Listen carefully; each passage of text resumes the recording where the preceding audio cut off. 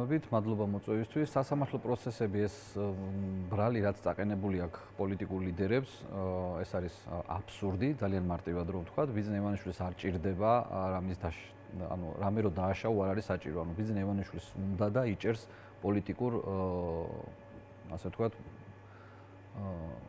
პარტიის თავმჯდომარეებს და პოლიტიკურ ლიდერებს. ბიძინა ივანიშვილს აქვს სამი დაუძლეველი პრობლემა, რომელიც ვერ დაძლია და ეს პრობლემები კიდევ უფრო გაღრმავდება. ეს პირველი პრობლემა ეს არის არაღიარება და რამდენი ფულიც არ უნდა დახარჯოს და რაც არ უნდა გააკეთოს, აღიარებას ვერ მიიღებს ბიძინა ივანიშვილი. მეორე პრობლემა ეს არის აქციები, რომელიც ვერ ჩაახშო, ანუ ამაზეც რაც არ უნდა გააკეთოს, რა რესურსიც არ უნდა დახარჯოს, ვერც აქციებს ვერ გააჩერებს და მესამე დაუძლეველი პრობლემა ეს არის ბიძინა ივანიშვილისთვის საერთაშორისო სანქციები. ამ საერთაშორისო სანქციებსაც ვერ აჩერებს, ხო? ფაქტი არის, რომ სანქციები იქნება, აქციებიც არ ჩერდება და აღიარებაც არ ექნება. ასე რომ ეს სამი დაუძლეველი პრობლემა არის, ეს პრობლემები არ მოგვარდება თავისით, ეს პრობლემები კიდევ უფრო გაღრმავდება და ამ სამი პრობლემის მოგვარების ერთადერთი გზა არის პოლიტიკური კრიზისი უნდა დასრულდეს და პოლიტიკური კრიზისის დასრულების ერთადერთი გზა არსებობს, ეს არის, რომ ყოველგვარი პირობის გარეშე უნდა გამოუშვან პოლიტპატიმრები, უნდა შეწყდეს ყველა ეს აღძრული საქმეები, რომელიც ახლა არის რაღაცა მოგონილი, აბსურდი, ტყუილებზე დაფუძნებული საქმეები, ესეც ყველა უნდა შეწყდეს და უნდა დაინიშნოს არჩევნები იმ წესებით, სამართლიანი წესებით, რომ აკმაყოფილებდეს დემოკრატიულ სტანდარტებს. აი ძალიან მარტივი გამოსავალია. უნდა გამოუშვას ყველა პოლიტპატიმარი უპირობოდ კოალიცია ცვლილებების ლიდერმა ნიკა გვარამიამ გუშინ გააჟღერა, რომ არ იქნება ვაჭრობა ტყვეებით, ანუ არც ერთი პოლიტპატიმარი არ ივაჭრებს მისით და შესაბამისად ეს პოლიტიკური კრიზისი კიდევ უფრო გაღრმავდება. თუ პოლიტიკური კრიზისის დასრულება უნდა, როგორ უნდა დაასრულონ, ამის გზები იციან ძალიან მარტივად. უპირობოდ ყველა პოლიტპატიმრის გათავისუფლება და სამართლიანი არჩევნების ჩატარება. ეს არის პოლიტიკური კრიზისის დასასრული. მადლობა ბესო. მოდი ახლა გადავიდეთ იმ საკითხზე, რომელიც ვახსენე, არ გამოგრჩეს ისეთი თემები, რომელიც აღწერს ჩვენი, ასე ვთქვათ, მოქალაქეების საჭიროებებს, ხომ? აი ხშირად რაღაც გარკვეული თემები იჩქმალება ხოლმე იმ პოლიტიკური პროცესის შემხედვარე და აი ესეთი საკითხი არის კვლევა, რომელიც ნახა ჩვენმა მაყურებელმა, რომლის მიხედვითაც საქართველოში პენსია ერთი ადამიანის მინიმალური ხარჯების მხოლოდ 22%-ს ფარავს. ეს ადამიანები მუდმივად საუბრობენ ამ საკითხზე, თუმცა ყველა ამ ახალი მონაცემის გამოქვეყნების შემდეგ კიდევ უფრო საგრძნობია ამ მხრივ რა მძიმე სურათია ჩვენს ქვეყანაში, ხომ?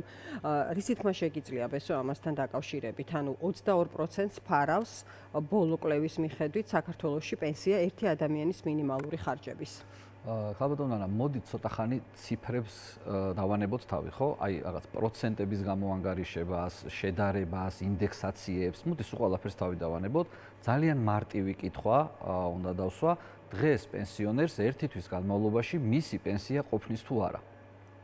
არ არსებობს საქართველოში პენსიონერი, რომელსაც მისი პენსია ერთი თვის განმავლობაში ეყოს. ანუ არ არსებობს. ევროპის 39 ქვეყნიდან 20-ში პენსია ვერ ფარავს აუცილებელ ხარჯებს, თუმცა ჩვენ საუბრობთ ჩვენს ქვეყანაში არსებულ ვითარებასთან დაკავშირებით. ცოტა ხან მოდით შევადარებთ რა.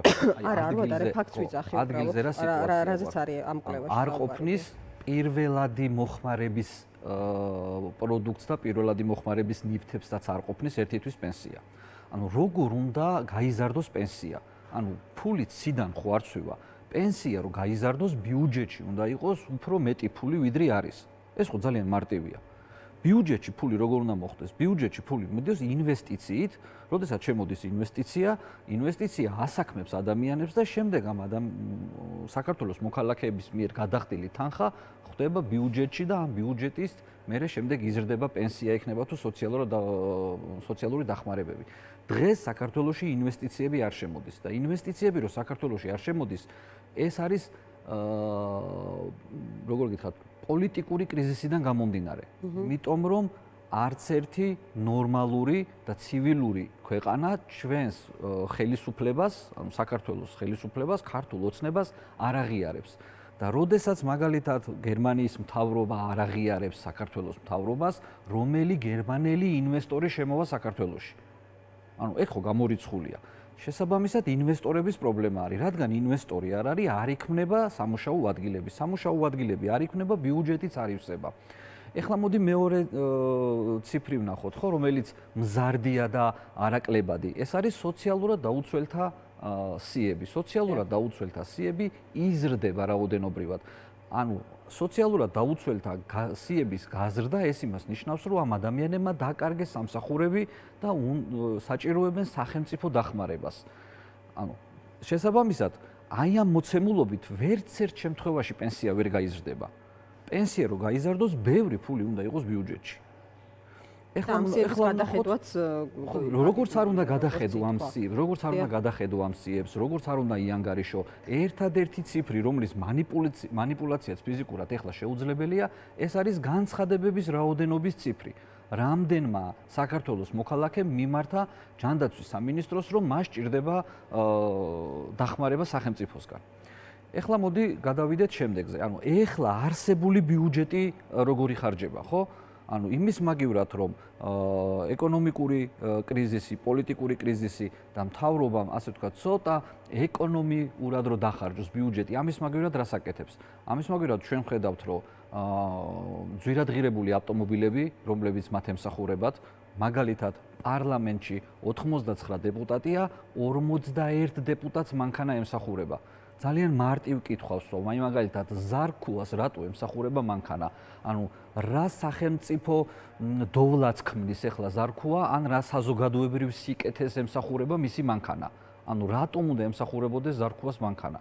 ამ მანქანას მოყვება მისი შესაბამისი ხარჯი, ეს იქნება ტექნიკური, ეს იქნება საწვავი და ასე შემდეგ და ასე შემდეგ. იგივე მდგომარეობა არის საკრებულოში. გადავხედოთ რა ფულს ხარჯავენ რესტორნებში. ანუ თქვენ ამბობთ, რომ გარკვეული ეკონომიის შედეგადაც შესაძლებელია თანხების თავისუფლება, მაგრამ რამდენად არის ეს თანაზომადი? ბიუროკრატიულ ხარჯებს თუ შევამცირებთ, მაგალითად, ეკონომიკის მინისტრი მარიამ ქრივიშვილი ბიძინა ივანიშვილის სასტუმროში თაბორის მთაზე თუ არ დახარჯავს თვეში 10,000 ლარს სარესტორნო მომსახურებაში, რა თქმა უნდა, ეს 10,000 ლარი დაიზოგება. აი, მსგავსი შემთხვევები არის ძალიან ბევრი. ეს არა მარტო სამინისტროების დონეზე, არამედ მუნიციპალიტეტების დონეზე კიდევ უფრო მეტი პრობლემები არის. იქ საერთოდ მერებმა სიპების და აიპების თემა დიდი მადლობა. აიპების თემას ხო, ნუ ყველამ ვიცით. ამოუწურავია, ასე იყო წლების და ძალიან ბევრი ფული იხარჯება.